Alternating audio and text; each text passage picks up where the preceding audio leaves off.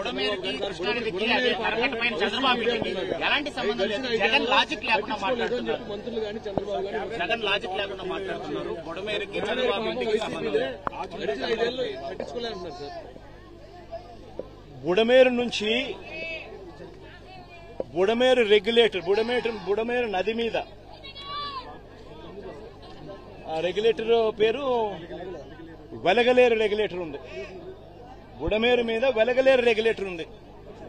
Velagaleru regulator మీద ఉన్న లాక్స్ అంటే గేట్లు ఎవడెత్తాడు? శనివారం అర్ధరాత్రి తర్వాత ఎవడెత్తాడు? ఎందుకు ఎత్తాడు? చంద్రబాబు నాయుడు గారి అది ఎత్తకపోయిందంటే చంద్రబాబు నాయుడు గారి ఇల్లు మునిగేది. ఎందుకనంటే ఆ నీళ్లు ఇలా తిరుక్కుంటూ వెళ్లి చంద్రబాబు నాయుడు గారి ఇంటి దగ్గరికి వెళ్లేటివి ఇల్లు చంద్రబాబు నాయుడు గారు మునిగేది. ఎందుకంటే అక్కడి నుంచి నీళ్లు డైవర్షన్ ఛానల్ ద్వారా పోలవరం కెనాల్లో పడి పోలవరం నుంచి కృష్ణానదిలో కలిసేది, ప్రకాశం బ్యారేజ్ దగ్గర కలిసేది. దానివల్ల చంద్రబాబు నాయుడు ఇంటి దగ్గర నీళ్లు దిగేటివి, కాబట్టి చంద్రబాబు నాయుడు ఇల్లు మునిగేది. ఆ రెగ్యులేటర్ గేట్లను బుడమేరు మీద ఉన్న ఈ రెగ్యులేటర్ గేట్లను ఎత్తింది ఎవడు? ఎందుకు ఎత్తినాడు? అర్ధరాత్రి పూట హడావిడిగా ఎక్కడ చంద్రబాబు నాయుడు ఇల్లు ఇంకా మునిగిపోతుందేమని. అది ఎత్తడం వల్ల నీళ్లు ఏం జరిగింది? ఆ గేట్ల నుంచి వచ్చే నీళ్లు నేరుగా ఎక్కడికి వెళ్తాయి? విజయవాడకే వస్తాయి. ఇది రూట్ సార్. మీరంతా విలేకరులు ఒకసారి డైరెక్ట్ గా వెళ్లి మీరు పోయి చూడండి. ఎందుకు ఈరోజు ఈనాడు పేపర్లో కూడా వచ్చినట్టుంది కదా వాళ్ళ పాంఫ్లెట్ పేపర్. ఒకసారి ఈనాడు పేపర్ వాళ్ళ పాంఫ్లెట్ పేపర్ ఒకసారి నువ్వు కూడా ఒక్కసారి దయచేసి నీలో ఒక్క నిమిషం దయచేసి నువ్వు కూడా కాస్తో కూస్తో జర్నలిజంలో న్యాయం ధర్మం కొంచెం కొన్న పాటించి ఈనాడులో వచ్చిన ఆ పాంఫ్లెట్, ఈనాడు అంటే వాళ్ళ గజెట్ పేపర్ వచ్చిన ఆ వార్తను ఒక్కసారి దయచేసి, ఈ రోజే వచ్చింది, దయచేసి ఆ వార్తను ఒక్కసారి మీ టీవీలలో కూడా అది పెట్టి ఒకసారి చూపించండి. వాళ్ళంతటా వాళ్ళే చెప్పారు గేట్లు పైకి ఎత్తడం జరిగింది. గేట్లు పైకి ఎత్తితే అనివార్య పరిస్థితుల వల్ల గేట్లు పైకి ఎత్తారట. అనివార్య కారణాల వల్ల నీళ్లు విజయవాడకు వచ్చినాయంట. వాళ్ళు రాసిన మాటలే.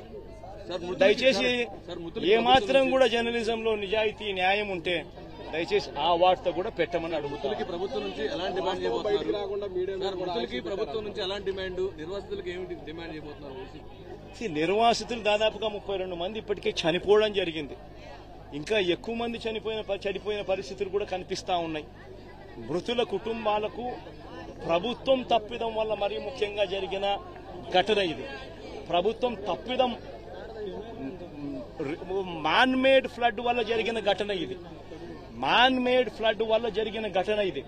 చంద్రబాబు నాయుడు గారు పుష్కరాల సమయంలో తన షూటింగ్ కోసం ఎలా 29 మందిని బలికొన్నాడో, తన షూటింగ్ సందర్భంగా తను ఒక హీరోగా కనిపించాలనే తాపత్రయంతో మనుషులందరినీ ఒకేసారి పంపించినాడో ఆ షూటింగ్ ఎఫెక్ట్ కోసం, దానివల్ల తొక్కిసలాట 29 మంది ఆ రోజు ఎలా గోదావరి పుష్కరాల్లో చనిపోయినారో, ఇప్పుడు కూడా సేమ్ ఇదే మాదిరిగానే చంద్రబాబు నాయుడు తప్పిదం వల్ల ఒక మ్యాన్ మేడ్ ఫ్లడ్ క్రియేట్ అయ్యి మ్యాన్ మేడ్ ఫ్లడ్ వల్ల ఈ రోజు 32 మంది చనిపోయినారు.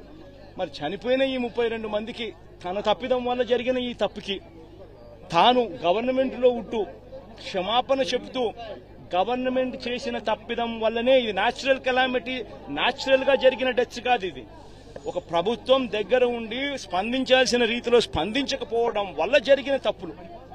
ప్రతి కుటుంబానికి నైతిక బాధ్యత వహిస్తూ ప్రభుత్వం చేసిన తప్పిదం వల్ల చనిపోయిన పరిస్థితులు కాబట్టి ప్రతి కుటుంబానికి కనీసం అంటే 25 లక్షల రూపాయలు ఎక్స్గ్రేషియా ఖచ్చితంగా ఇచ్చి క్షమాపణ చెబుతూ కూడా వాళ్ళందరికీ కూడా లెటర్ రాయాల్సిన అవసరం కూడా ఎంతైనా ఉంది.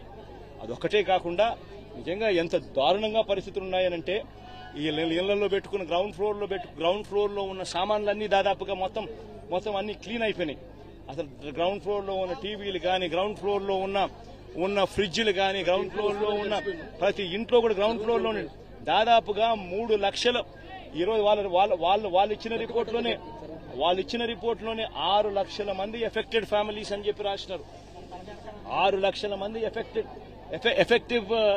ఎఫెక్టివ్ పీపుల్ అని చెప్పి 6 లక్షల మంది ఎఫెక్టెడ్ పీపుల్ అని చెప్పి వాళ్ళంతకు వాళ్ళే రిపోర్ట్లో రాశారు. మరి ఎఫెక్టెడ్ పీపుల్ అని వాళ్లే రిపోర్ట్లలో 6 లక్షల మంది అని చెప్పి వాళ్లే రాసినప్పుడు ఆ 6 లక్షల కుటుంబాలకు వాళ్ళ కనీసం ప్రతి ఇంటికి కూడా జరిగిన నష్టానికి కనీసం కాంపన్సేషన్ ఇస్తూ, ఎందుకంటే ప్రభుత్వం తప్పిదం వల్ల ఈ తప్పిదం జరిగింది కాబట్టి ప్రతి ఇంటికి కూడా ప్రభుత్వం తప్పు యాక్సెప్ట్ చేస్తూ ఆ ప్రతి ఇంటికి కూడా కాంపన్సేట్ చేస్తూ ప్రతి ఇంటికి కనీసం 50,000 రూపాయలు ఖచ్చితంగా ఇవ్వాలని కూడా డిమాండ్ చేస్తా ఉన్నామని చెప్పి సందర్భంగా కూడా తెలియజేస్తా ఉన్నాం. అసలు అసత్యం అనేది ఎక్కడుంది దీంట్లో? నీ పేరేం పేరు? నవీన్, నువ్వే చెప్పు. నవీన్, అసత్యం అనేది ఎక్కడుంది చెప్పు. నేను చెప్పిన ప్రతి మాట కూడా ఎక్కడ అసత్యం కనిపిస్తా ఉందో మీరే దయచేసి చెప్పమని అడుగుతా ఉన్నా. మీకు తుఫాన్ 28వ తారీఖున తుఫాన్ రాబోతా ఉంది, బుధవారమే తుఫాన్ రాబోతా ఉందనే సంగతి మీకు తెలీదా?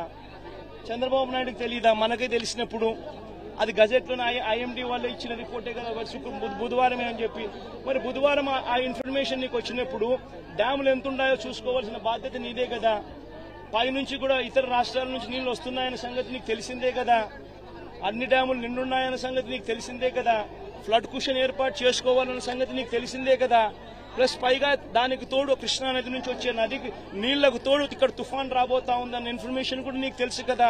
సో దానివల్ల కూడా అడిషనల్ గా నీళ్లు వస్తాయన్న సంగతి కూడా నీకు తెలుసు కదా. మరి ఇంత అబద్ధం ఎక్కడుంది? లాజిక్ ఎక్కడ? ఇల్లాజికల్ గా ఎక్కడుంది దీంట్లో? అన్ని కూడా వాస్తవాలే కదా. మరి 28వ తారీఖునే నీకు అలర్ట్ వచ్చిన మాట వాస్తవం నీకే కాదు ప్రజలందరికీ తెలిసినప్పుడు మరి నువ్వు స్పందించకపోవడం వల్ల శుక్రవారం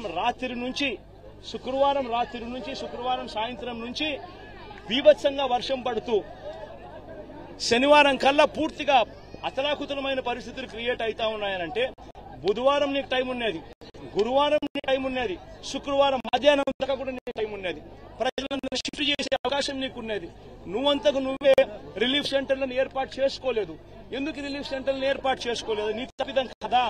ఇరిగేషన్ డిపార్ట్మెంట్ వాళ్ళు ఎందుకు డ్యాములో ఫ్లడ్ కుషన్స్ ఎందుకు పెట్టుకోలేదు? అది వాళ్ళ తప్పిదం కాదా? పోలీసు వాళ్ళు, హోమ్ సెక్రటరీ వాళ్ళు ఎందుకు ప్రజలను షిఫ్ట్ చేయలేదు? అది వాళ్ళ తప్పిదం కాదా? మరి ఈ 3 తప్పిదాలు ప్రభుత్వం వైపునే ఉన్నప్పుడు ఇంకా తప్పిదం వాళ్ళు చేయకపోతే ఇంకా ఎవరు తప్పిదం చేశారు? రాజకీయాల కోసం మాట్లాడుతున్నారు.